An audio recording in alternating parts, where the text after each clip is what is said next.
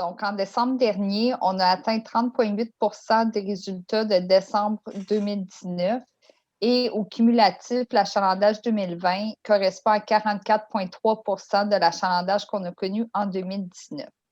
Évidemment, on peut prévoir que le déconfinement éventuel et surtout la campagne de vaccination qui doit s'accélérer vont se refléter dans les taux d'achalandage à venir.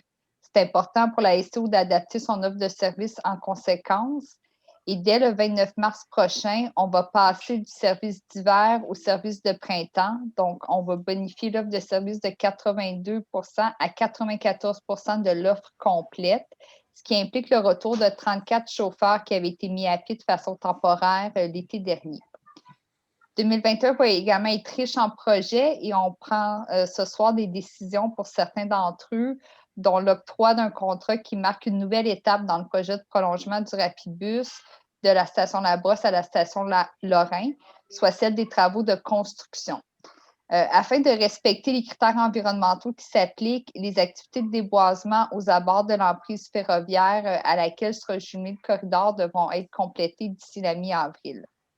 C'est également le début du virage vers l'électrification qui s'amorce avec un processus d'acquisition pour les 2 premiers autobus électriques de la STO qu'on doit recevoir en 2023. Un autre dossier d'importance et sur lequel la STO compte travailler encore très fort cette année, évidemment, c'est le projet d'axe structurant dans l'ouest de la ville qui a reçu l'approbation de la CCN la semaine dernière et on en est très heureux. On se réjouit également de l'appui de la coalition S'allier pour le tramway qui mobilise la société civile et qui regroupe de nombreux organismes de la région, dont Mobio, Vivre en ville, Vision Centre-ville et le Conseil régional de l'environnement et du développement durable de l'Outaouais, derrière un souhait qui a été énoncé lors du lancement, soit que le fédéral s'engage pour le financement de ce projet. C'est un projet de la plus haute importance, un projet visionnaire, générateur d'économie écologique qui promet d'améliorer la qualité de vie des citoyens de notre grande région.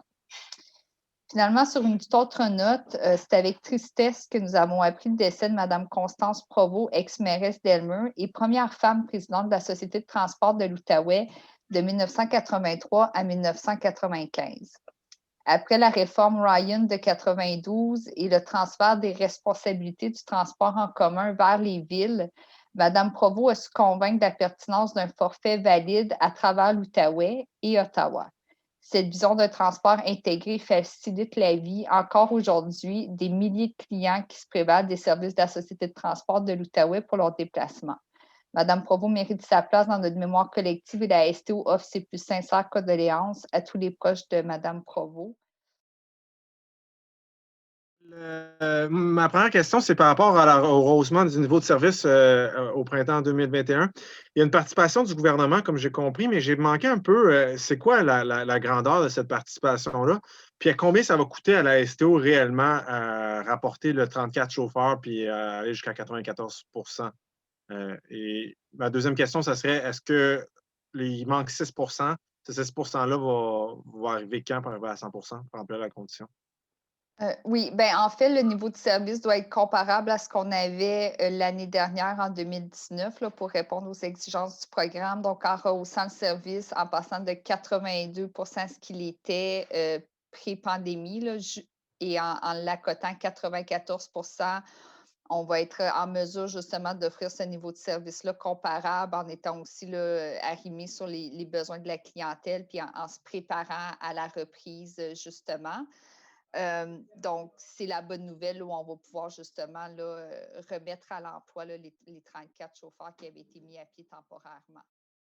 As-tu question, M. Charbonneau? Ça va coûter combien à la STO réellement? Jusqu'à combien? Parce qu'on a le montant pour le gouvernement du Québec, pour tout le Québec au complet, mais la STO, ça va coûter combien? Bien, écoutez, au niveau de l'aide gouvernementale qu'on a droit dans le cadre du programme d'urgence, là, je pourrais peut-être laisser M. Brunet dire c'est combien qu'on reçoit, remettre en perspective là, qu'en 2020, au final, les pertes qu'on a eu, là, le déficit il est de l'ordre de 11,6 millions à peu près qu'on va être capable justement de combler, de ne pas faire de déficit grâce au programme d'aide d'urgence. Puis l'enveloppe globale qu'on a, elle va être bonne pour être utilisée jusqu'en 2022. Monsieur Brunet, je ne sais pas si... Fait que dans le fond, ce que vous cherchez, c'est combien ça coûte passer de 82 à 94 Oui, c'est ça la Est-ce que c'est question? absolument. Oui, et puis est-ce que c'est tout absorbé par le gouvernement? C'est-tu à coût nul pour la STO? Oui, tout à fait. En fait, là, on prévoit dans notre budget 2021, en fait, juste pour revenir sur l'enveloppe du gouvernement, c'est 1,2 milliard pour l'ensemble des sociétés. Et selon notre estimation, la STO va recevoir sa quote-part qui est évaluée à peu près à 42 millions. Pour le moment, on a déjà reçu 27 millions du gouvernement qui nous a permis d'éponger le déficit anticipé pour 2020 et suffisamment d'argent pour pouvoir augmenter le service en 2021. Donc, le budget de la STO a été adopté par le conseil d'administration pour nous permettre d'augmenter le service et rencontrer les exigences du gouvernement pour avoir droit à la subvention, c'est-à-dire de maintenir un service comparable à ce qui était en 2019, tout en répondant, bien sûr, aux besoins de la clientèle. Monsieur Boursier, votre question pour Mme Nadeau? Oui, bonjour. D'abord, on parle de 44,3 si j'ai bien compris, d'achalandage total en 2019. On veut ramener 92 de service. Là, il va y avoir beaucoup d'autobus qui vont encore rouler avec peu de personnes et ou complètement vides. Est-ce qu'il pourrait y avoir des démarches faites auprès du gouvernement pour voir, peut-être surseoir à cette réalité-là, surtout en plus dans un contexte où on s'attend à de plus en plus de télétravail dans une région comme l'Outaouais qui est très fonctionnaire et donc possiblement plus de télétravail? En fait, ça serait de demander au gouvernement de surseoir à une des conditions qu'il a lui-même énoncées au programme d'aide d'urgence, qui est celui justement qu'on arrive à offrir un service comparable. Et on peut comprendre que la raison pourquoi le gouvernement met ça de l'avant, c'est notamment parce qu'il a identifié le transport en commun comme étant un service essentiel en temps de pandémie. Là. Donc, ce qui explique qu'on continue à avoir des autobus qui roulent parce qu'il y a des gens pour qui c'est le moyen de transport qu'ils peuvent utiliser. On peut penser, entre autres, à des gens qui travaillent dans les magasins, les épiceries, des gens qui peuvent avoir des horaires atypiques. Donc, ce service-là est considéré essentiel et se maintient malgré le fait qu'effectivement, en ce moment, les mesures font en sorte qu'il n'y a pas beaucoup d'achalandage.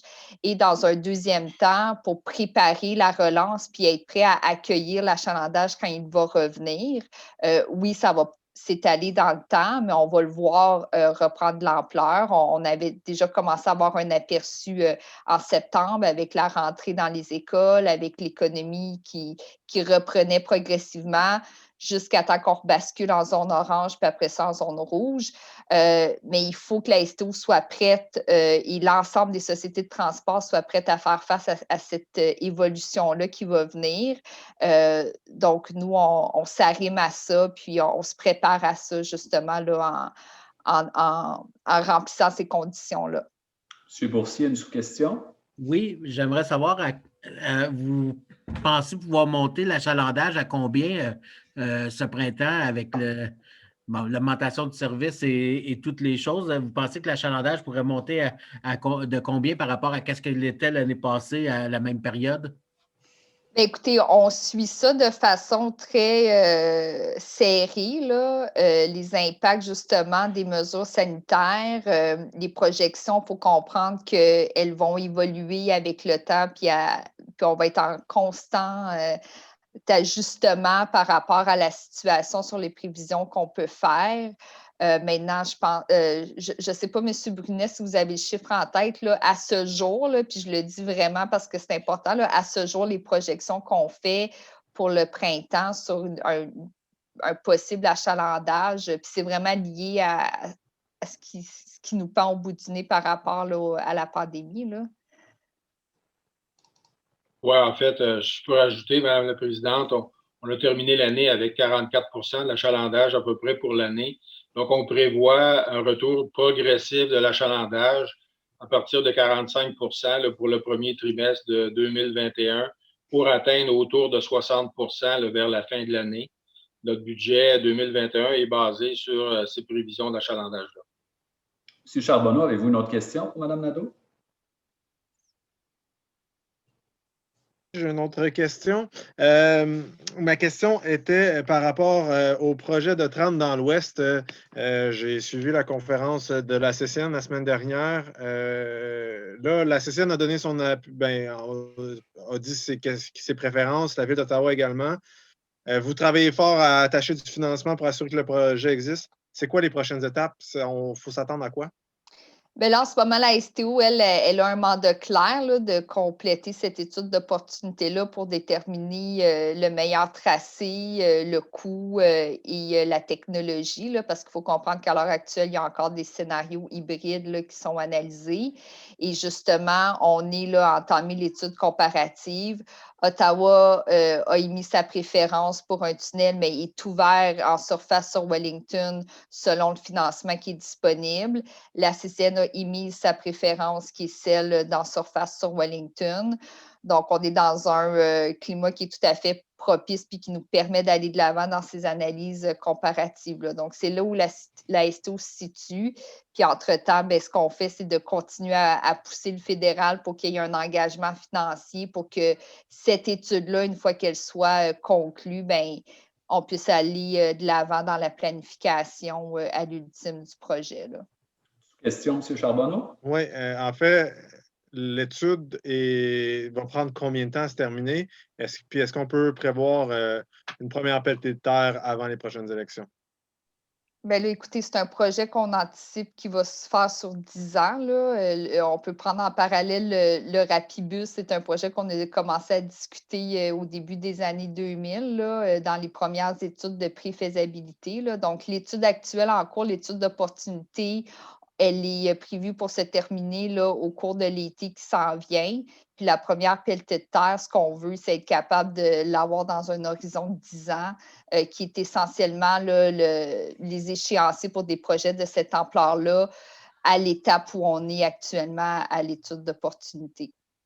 M. Boursier, aviez-vous une autre question? Je pourrais avoir une sous-question à cette question-là encore? On va revenir, vous en faites pas. Parfait, merci. Monsieur Boursier, aviez-vous une autre question? Non, mais si c'est sur le même dossier, j'y peux finir, je le ferai après. Moi, c'est un autre dossier. Bon, parfaitement. Allez-y, M. Charbonneau.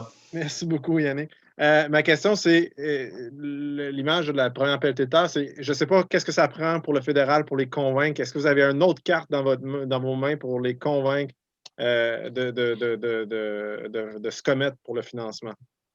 Bien, je pense que les cartes qu'on va avoir, ça va être l'ensemble de la population, là, car moi, je vois la société civile se mobiliser, elle aussi, derrière une coalition comme celle-ci pour le tramway. Je pense que le fédéral va devoir se rendre compte que la STO a fait son travail et continue de faire son travail rigoureux au niveau de la démonstration des besoins puis de la meilleure solution pour y répondre. Mais le besoin est là et les citoyens le réclament de plus en plus. Donc, il y a le bout que la STO a fait, puis après ça, la volonté politique, c'est de ça dont on parle, dont il est question. Donc, à un moment donné, c'est au fédéral à voir juste s'ils ont cette volonté politique-là ou pas.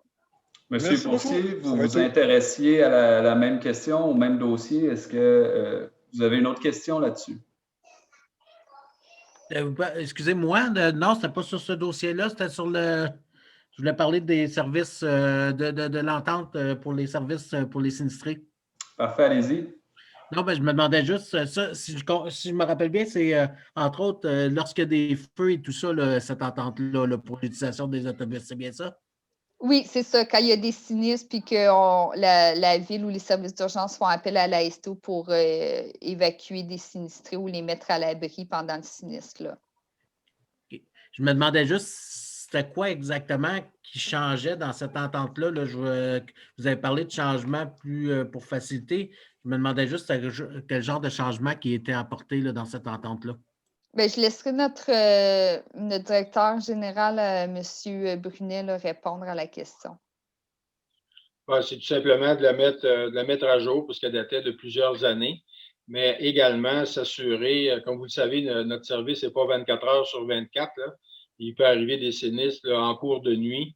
Donc, c'était également pour s'assurer d'offrir le service 24 heures sur 24, donc où on mettrait à la disposition des citoyens là, un service de navette, le cas échéant, là, 24 heures sur 24. Est-ce que ça répond à vos questions, messieurs? Oui, merci. Moi, c'est parfait pour moi. Merci beaucoup. Bonne soirée. Merci à tout le monde. À la prochaine. Merci, au revoir.